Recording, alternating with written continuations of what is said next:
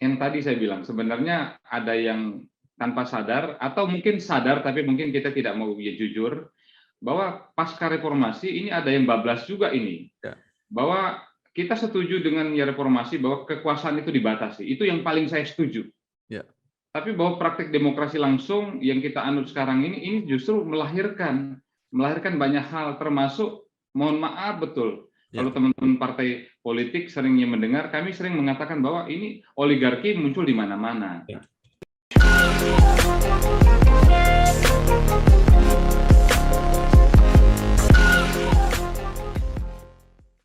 Ini cerita anak muda yang berani, sibuk sampai nggak bisa ngajuin KPR di bank. Iya nih. No worry, kan ajuinnya praktis dengan sentuhan jari. Rumah atau liburan ya? Stop galau, angsurannya panjang sampai 30 tahun. Punya rumah dan liburan juga bisa. Ngembangin usaha atau ajuin KPR ya? Nggak usah ragu, cukup bayar bunganya, lo udah bisa punya rumah sendiri. BNI Gria Gue, solusi generasi muda untuk ambil langkah berani. Berani dong. BNI.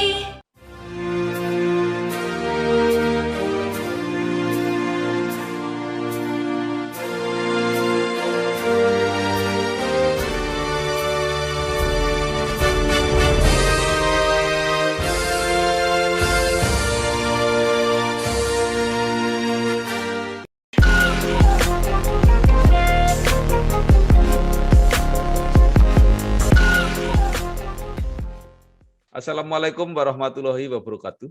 Waalaikumsalam warahmatullahi wabarakatuh. Bersama saya Bambang Sadono di kanal Inspirasi untuk Bangsa. Mudah-mudahan kanal ini selalu bisa memberi inspirasi, motivasi, edukasi, dan syukur bisa membantu mencari solusi.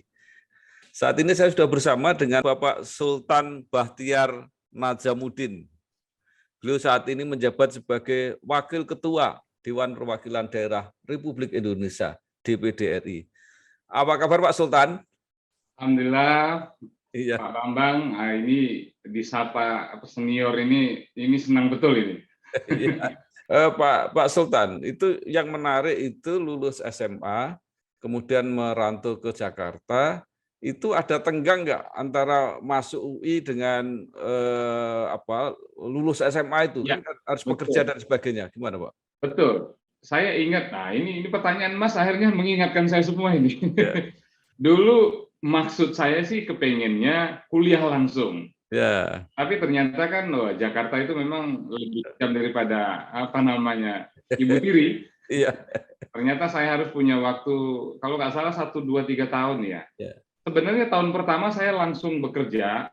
Saya masuk ke beberapa kampus, tapi memang baru sebulan 2 bulan ternyata saya nggak kuat. Ya. Karena memang harus kerja. Ya. Baru di UI pun Mas, saya masuk seingat saya setelah saya tamat SMA 3 tahun ya. Ya. Seingat saya itu pun on off awalnya. Karena saya harus bagi waktu bekerja, kuliah gitu Mas. Ya, itu untuk masuk UI kan ya seleksinya agak ketat ya, karena yang pengen masuk kan banyak sekali. Nah, itu gimana? Ikut tes juga? Ikut tes. Jadi memang saya sudah mencita-citakan bahwa saya beruntung juga dari kecil itu meskipun susah sekali, tapi saya dari SD, SMP, SMA lumayan belajar rajin sehingga saya hampir selalu juara umum. Oh, ya. Nah, saya cita-citakan betul. Saya bilang saya harus masuk kampus the best kampus terbaik. Karena saya mendengar dulu kan ini kampus terbaik yang mencetak orang-orang unggul. Makanya saya gimana caranya meskipun saya sudah beberapa kali masuk ke kampus-kampus yang lain, sebelum saya masuk UI saya belum puas. Iya. Nah, setelah masuk UI sempat on off, berarti sambil bisnis terus sampai bisnisnya bagus, kemudian kuliah jadi lancar. Jadi bagaimana itu kuliah sambil berbisnis? Ya Mas, jadi saya beruntung karena memang digembleng oleh alam ya, oleh situasi yang memang saya termasuk pada saat itu anak muda, terus kemudian anak kuliahan juga. Saya hari ini sih masih muda juga Mas ya. Saya aktif. Jadi saya tidak pernah banyak waktu saya untuk main, untuk santai. Jadi kuliah sambil kerja itu dari pagi ke malam itu buat saya itu memang sudah hampir ya makanan setiap hari. Jadi tidak terlalu banyak space saya untuk main, untuk santai. Jadi saya lakukan itu bertahun-tahun. Ada space sedikit saya meng-create bisnis, terus meng-create opportunity, kemudian kerja, kuliah sampai kuliah saya tamat, bisnis saya juga ya berkembang. Ya. Tanpa saya melupakan bahwa saya meskipun mungkin tidak di leader utamanya, tapi saya selalu aktif juga di aktivitas ekstra kampusnya juga, di organisasinya juga. Ya, itu terlihat. Jadi bakatnya memang ada, kemudian usahanya keras, menghasilkan peluang, kuliah selesai, bisnis maju, ya. Tetapi kemudian malah pulang kampung. Gimana itu? Siap, Mas. Jadi saya ingat waktu itu, sekelompok tokoh-tokoh masyarakat lah ya waktu itu kan, karena kita hampir nggak pernah pulang. Saya sekali merantau nggak pernah pulang, Mas. Ya. Hampir nggak pernah pulang. Kemudian saya baru tahu kemudian bahwa ternyata kakek saya kan tokoh sentral pendiri Bengkulu, ketua presidium pendiri Provinsi Bengkulu yang memisahkan diri dari Sumbaksel. Nah, kami yang dianggap anak cucu, ya, yang sudah menghilang di perantauan, disuruh pulang, bangunlah Bengkulu, apapun yang bisa dikerjakan. Nah, mulai dari saat itu, saya mulai ya pulanglah bolak-balik, terus kemudian mengaktifkan dunia aktivis dan kepemudaan di lokal di Bengkulu, sehingga dari situ makin banyak interaksi dengan orang-orang kampung lagi. Ya, jadi kembali ke Bengkulu, aktif di kepemudaan ya, jadi ketua KNPI, tapi juga aktif di bisnis di HIPMI. Nah, kemudian apa bisnisnya itu? Apa yang tadi, yang bahan peledak, senjata itu masih diteruskan atau ganti ketika di Bengkulu? Iya, saat saya masih menjadi aktivis, karena memang aturannya memang memungkinkan, jadi saya belum jadi pejabat formal, jadi saya sambil bisnis, aktivis, bisnis, dan mulai dari yang usaha-usaha yang memang ya retail sampai ya berkah datang ya saya punya industri, kemudian ada bisnis di security, kemudian ada di persenjataan, terus kemudian bahan peledak komersial untuk industri dalam negeri ya, mining, oil and gas, kemudian ada kebun ya dikit-dikit gitu Mas ya, sampai ke IT. Jadi sebagian memang by plan, tapi sebagian dia mengalir saja gitu Mas. Ya. Jadi pada saat saya jadi aktivis sambil berbisnis. Ya.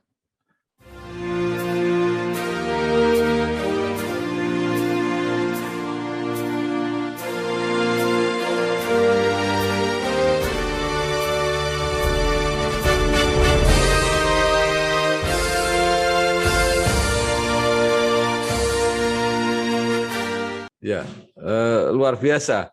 Nah, setelah itu mencalonkan jadi anggota DPD RI. Padahal masih muda. Kenapa tidak di partai? Siap, betul. Jadi saking asiknya saya mencoba membangunkan sahabat-sahabat saya yang memang mungkin sekian puluh tahun lebih asik bergumul dengan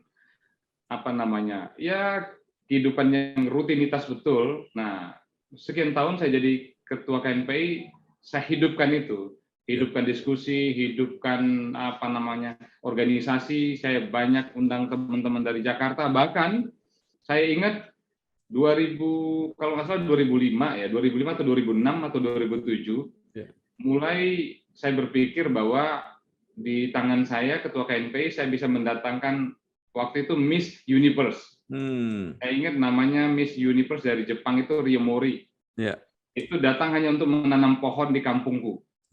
Kenapa? Saya sudah berpikir waktu itu ini simbol bahwa ini loh, bahwa iklim kita harus jaga, akan ada isu yang makin membesar terhadap lingkungan, makanya kita ya nyuruh tanam pohon. Nah dari situ ternyata aktivitas saya yang lumayan padat, oleh keluarga, oleh teman-teman, ya sudah, ini ada proses pemilihan anggota DPD 2009. Nah, saya tidak pernah menyangka juga ternyata dukungan itu mengalir lumayan kencang. Saya mendapatkan suara terbanyak, umur saya baru 20-an sekian di waktu itu, dan saya jadi anggota DPD langsung diminta juga oleh beberapa komunitas muda dan anggota DPD terpilih waktu itu, udah Mas Sultan mewakili generasi muda untuk jadi pimpinan. Saya langsung didorong jadi pimpinan. Saat itu 2009. Akhirnya ya karena dorongan teman-teman saya fight. Saya waktu itu sama almarhumah Pak Aim Fatwa, almarhum, kemudian senior saya Pak Irman Gusman, senior saya lagi Pak Yagi Nanjar, akhirnya didorong, disuruh maju gitu. Iya. Waktu itu jadi juga? Saya kalah waktu itu sama Pak Irman Gusman. Saya kan, saya baru 20-an sekian, beliau kan sudah. Baik.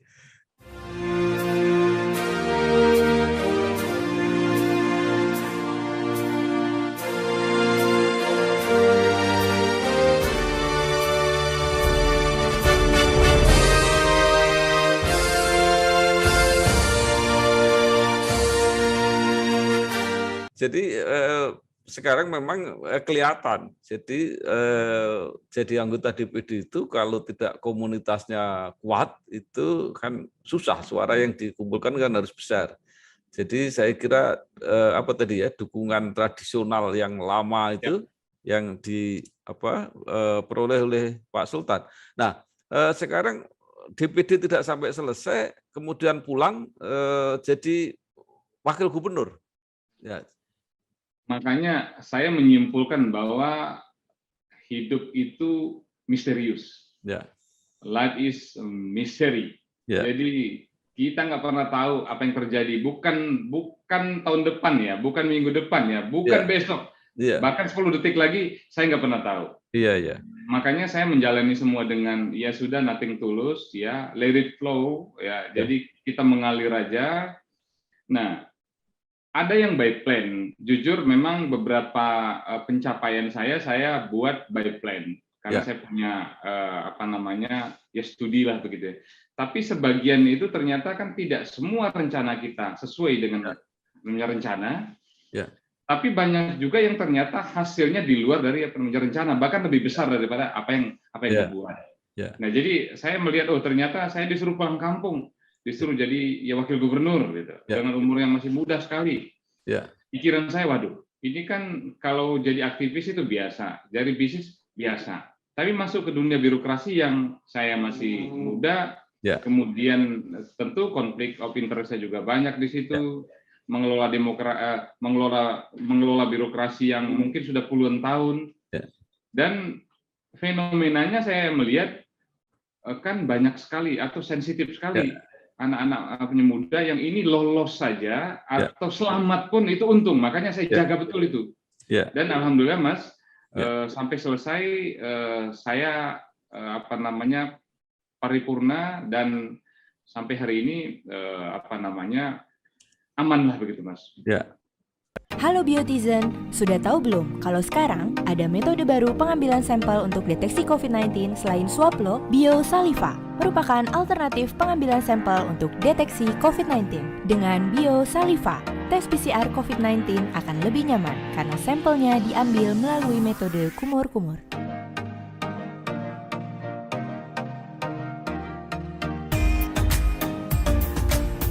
Tes PCR COVID-19 aman dan nyaman. Biosaliva aja. Setelah wakil gubernur kembali lagi jadi anggota DPD, tetapi dengan pencapaian yang meningkat sekarang menjadi pimpinan. Seperti apa? Mas, jadi pada saat saya menjadi wakil gubernur, Ya. saya sadar betul saya sebenarnya punya banyak gagasan dan ide. Hanya saja saya juga mengerti bahwa dunia birokrasi kan sudah diatur sama rule of the game-nya. Ada aturannya bahwa tupoksinya wakil gubernur itu di bidang pengawasan ini itu. Nah, sehingga ada dorongan kuat, Mas Sultan udah jadi gubernur sekalian lah, tanggung gitu. Akhirnya saya maju loh, Mas. Iya, betul. Saya maju jadi gubernur yang ya lagi-lagi ya, saya percaya betul bahwa survei saya menang. Semua lembaga survei, Mas Sultan nggak mungkin kalah, ya kan? Tapi lagi-lagi hasil akhirnya saya belum beruntung. Saya belajar dari situ, ternyata Tuhan punya rencana lain. Gagal jadi gubernur, saya back to business dulu. Saya kembali ke dunia bisnis 1 tahun lebih. Saya berpikir saya akan mengurus bisnis saya yang mungkin 4-5 tahun saya tinggalkan. Nah, ternyata di antara waktu-waktu itu juga saya ingat hanya H-2 penutupan KPU. Saya hampir tidak, ini betul-betul Mas, ini true story. Jadi saya sampaikan jangan dulu lah, saya kan baru habis kalah. Masa sih hitungannya saya tiba-tiba sudah comeback lagi, saya menguruslah bisnis. Tapi ternyata ada yang membekas di kelompok-kelompok masyarakat, mereka mengumpulkan KTP, Mas.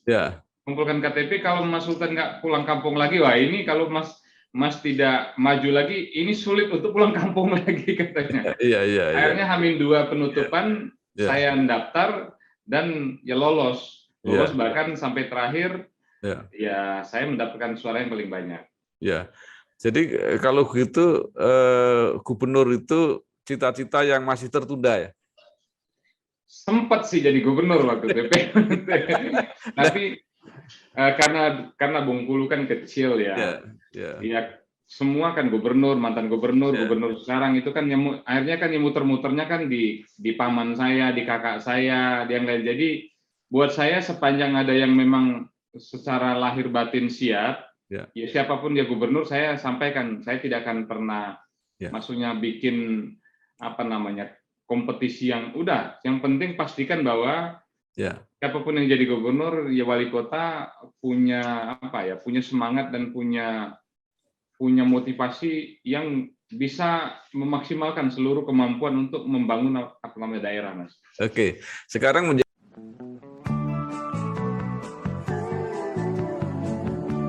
soal KPR dan punya rumah, dari dulu cuma ada satu nama, satu bank yang megang banget. Sekarang A sampai Z-nya serba digital buat kita. Cukup satu website untuk mulai cari hunian yang oke.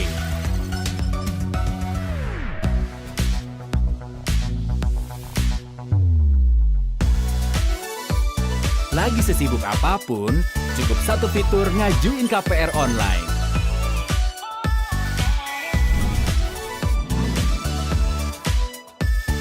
Sampai satu aplikasi biar gampang bayar biaya rutin.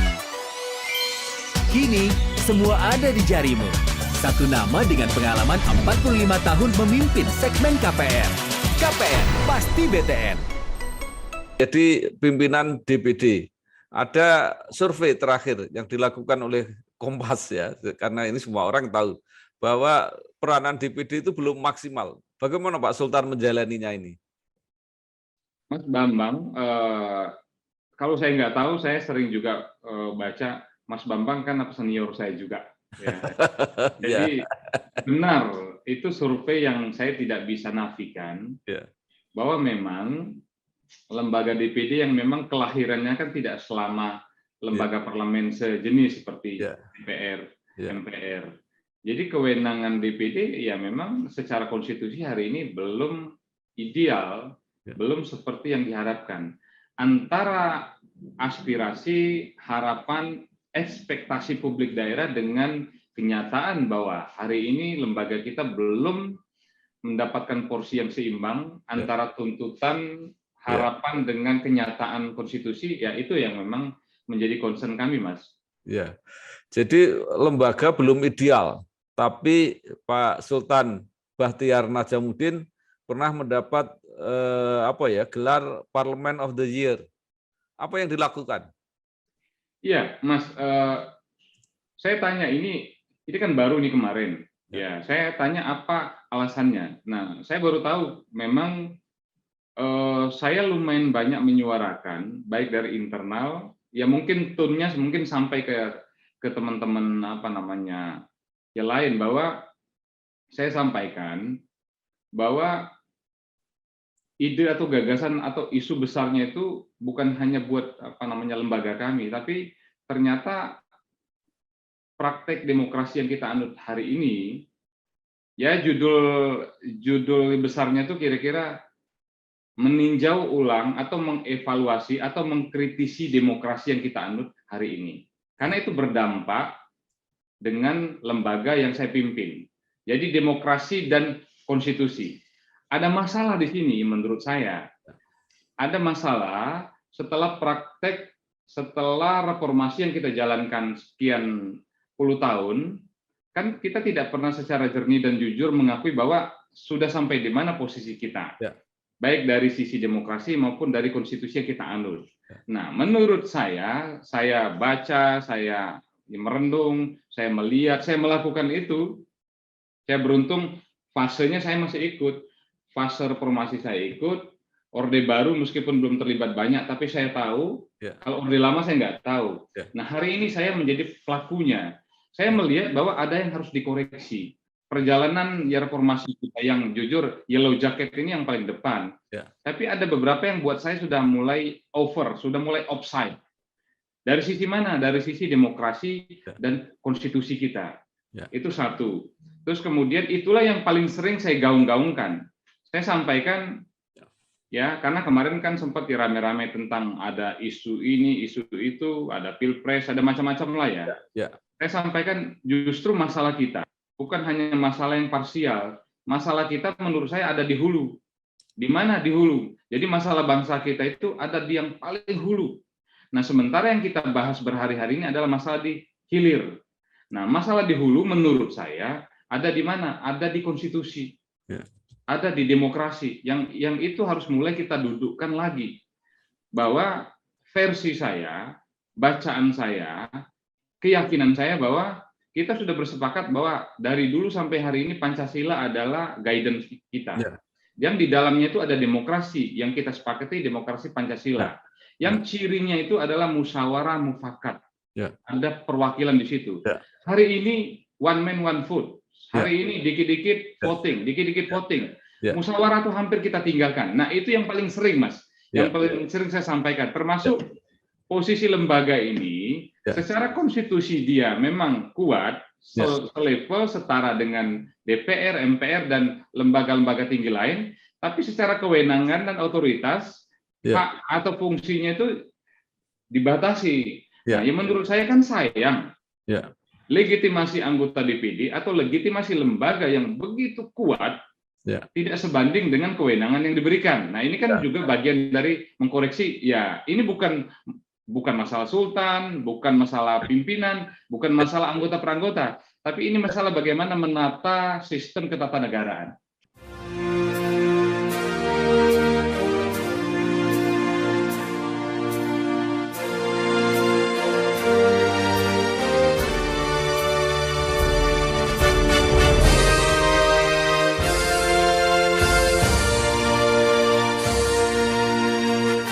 Ya. Nah, yang jadi masalah kan untuk usaha memperbaiki melalui konstitusi kan prosesnya sudah sangat lama, tapi kan tidak gampang. Gimana itu? Iya, Mas, memang tidak gampang.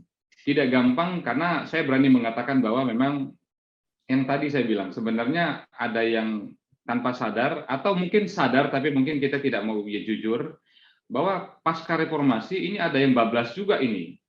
Bahwa kita setuju dengan reformasi bahwa kekuasaan itu dibatasi. Itu yang paling saya setuju. Tapi bahwa praktik demokrasi langsung yang kita anut sekarang ini justru melahirkan banyak hal, termasuk, mohon maaf betul, kalau teman-teman partai politik seringnya mendengar, kami sering mengatakan bahwa ini oligarki muncul di mana-mana. oligarki politik, oligarki ekonomi. Tidak ada yang keliru terhadap sistem partai politik yang ada sekarang. Tapi menurut saya banyak sekali yang di konstitusi itu yang bagus, lumayan bagus, tapi praktek turunannya di level undang-undang itu justru tidak sinkron.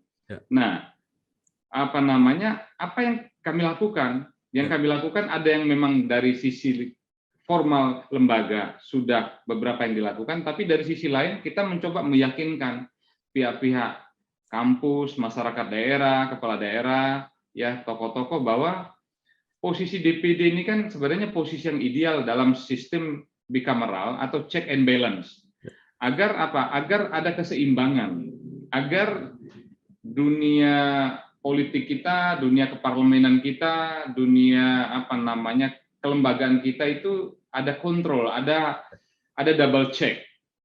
Nah, memang pintunya ya yang paling ideal itu penguatan lembaga itu melalui amandemen. Makanya kemarin ada senior kita juga yang jaketnya sama, Profesor Jimli, ya guru saya. Beliau justru yang kami amanahkan untuk memimpin Timja. Tapi memang Timjanya itu lebih kepada kemarin masih judulnya itu Timja PPHN. Saat itu ya. Nah, makin ke sini memang berkembang bukan hanya PPHN, tapi bagaimana justru ada penguatan lembaga. Kalau bicara tentang PPHN saja itu yang justru dinamika politik di lembaga agak kencang. Nah, jadi yang kami lakukan ada yang memang secara formal di kelembagaan kita buat timjanya, kemudian ada lagi kelompok DPD yang sedang terus sekarang berdiskusi, merancang, dan pada akhirnya kalaulah partai-partai politik atau teman-teman di DPR fraksi-fraksi nanti sepakat bahwa memang sudah saatnya kembali kita luncurkan yang namanya amandemen atau penataan lembaga atau perubahan konstitusi. Nah, kita akan sampaikan bahwa DPD punya draft tertulis yang itu tinggal kita ikuti aja mekanisme di konstitusi di pasal 37. Nah, di luar itu Mas, di luar secara lembaga kita terus bergerak, kita terus yakinkan banyak pihak, termasuk pihak-pihak terdidik, kampus, kemudian civil society, aktivis, kemudian kepala-kepala daerah, dan masyarakat daerah bahwa kenapa penting sekali lembaga ini menjadi lebih kuat. Dan kami sampaikan dengan teman-teman DPR, DPD tidak pernah berpikir seperti mau menyaingi DPR, DPD tidak pernah berpikir untuk mengurangi kewenangan, apalagi melucuti, tidak sama sekali. DPD adalah representasi formal masyarakat daerah yang ada di pusat. Berikan kewenangan secara seimbang dan proporsional untuk hal-hal yang berbau daerah. Apa itu? Ada dana bagi hasil daerah, kemudian ada undang-undang ada terkait dengan otonomi daerah, DOB, undang-undang desa. Jadi kita tidak akan mengambil wilayah sektoral. Nah, itu yang saya sampaikan dengan teman-teman DPR, nggak usah khawatir. Jangan khawatir bahwa pada saatnya DPD itu menjadi lebih kuat, itu akan justru mengurangi peran dan fungsi DPR. Sama sekali tidak. Karena kita bisa bagi habis wilayah atau domain, baik dari legislasi, dari budgetingnya, dari pengawasannya. Jadi kita bisa pisahkan itu, Mas.